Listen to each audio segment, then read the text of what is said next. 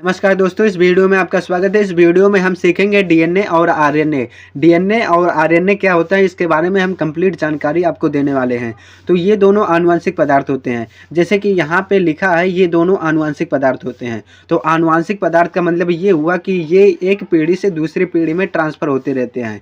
जैसे पिता से पुत्र में जाएंगे, फिर पुत्र से उसके पुत्र में, फिर उसके पुत्र में, ऐसे ऐसे एक पीढ़ी से दूसरे पीढ़ी में ट्रांसफ़र होते रहेंगे।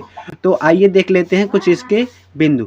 तो सबसे पहला पॉइंट है, देखिए डीएनए एवं आरएनए दोनों ही आनुवंशिक पदार्थ हैं। आनुवंशिक पदार्थ का मतलब कि एक पीढ़ी से दूसरे पीढ़ी में ट्रांसफ़र होते रहेंगे।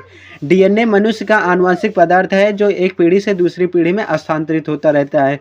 फिर विषाणुओं में या तो डीएनए या आरएनए एक ही पाया जाता है। यहाँ पर आप ये ध्यान दीजिए, कॉम्पिटिटिव एग्जाम में पूछा जाता है कि डीएनए किस में पाया जाता है, आरएनए किस में पाया जाता है। तो मनुष्य में डीएनए और आरएनए दोनों होता है, लेकिन वायरसेस में या तो डीएनए होगा या तो आरएनए एक ही पाया जाता है। अगर डीएनए होगा तो आरएनए नहीं होगा और आरएनए होगा तो डीएनए नहीं होगा। ये आनुवंशिक पदार्थ होते हैं। लेकिन मानव में डीएनए और आरएनए दोनों पाया जाता है। ये विशिष्ट होते हैं। इसका अर्थ ये हुआ कि ये एक दूसरे से कभी नहीं मैच होते हैं। जैसे किसी आदमी का डीएनए दूसरे आदमी से मैच कराने पर नहीं मिलते हैं। इनमें उत्परिवर्तन भी होता है। उत्परिवर्तन होने का मतलब कि इसमें चेंजेस भी होते रहते हैं। अब हम देख लेते हैं डीएनए और आरएनए में मुख्य रूप से क्या अंतर होता है। तो इधर लिखा है डीएनए, ये पूरा पोर्शन है डीएनए का, ये है आरएनए का पोर्शन। तो यहाँ पे देखिए, इसका पूर्ण रूप डीऑक्सीराइबोज शुगर होता है, यानी इसको इंग्लिश में कहते हैं डीऑक्सीराइबोज न्यूक्लिक एसिड, और इसको आरएनए को कहते हैं राइबोज न्यूक्लिक एसिड।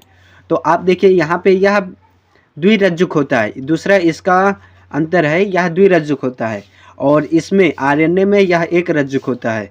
अभी आपको हम चित्र के माध्यम से बता देंगे, आप इजीली समझ सकते हैं। यह आनुवंशिक पदार्थ का काम करता है। जो डीएनए होता है ये आनुवंशिक पदार्थ का काम करता है, और आरएनए भी आनुवंशिक पदार्थ का काम करता है, लेकिन मनुष्य में यह आनुवंशिक पदार्थ के रूप में काम नहीं करता है। यह मुख्य रूप से प्रोटीन का संश्लेषण करता है। यहाँ पर हमने लिख दिया है, प्रोटीन का संश्लेषण करता है। यह द्विगुणन करके अपने समान एक अणु बना लेता है, यानी डीएनए अपने आप बन जाता है। इसका जो अणु होता है अपने समान द्विगुणन करके बना लेता है, और इसमें इसका निर्माण डीएनए द्वारा होता है। यानी आरएनए का निर्माण डीएनए के द्वारा होता है, और डीएनए का अणु डीएनए के अणु से द्विगुणन करके बनता है। तो आइए देख लेते हैं चित्र। ये देखिए, ये है डीएनए और ये है आरएनए। यहाँ पे आप अगर चित्र में ध्यान दें तो यहाँ पे दो रज्जुक है और यहाँ पर एक ही रज्जुक है, यानी एक ही स्टैंड यहाँ पे है और यहाँ पे दो स्टैंड है। यानी डीएनए में दो स्टैंड होते हैं और आरएनए में एक ही स्टैंड होते हैं। आशा करते हैं कि डीएनए और आरएनए में जो मुख्य अंतर होता है वो आपको समझ में आया होगा। मिलते हैं अगले वीडियो में, तब तक के लिए धन्यवाद।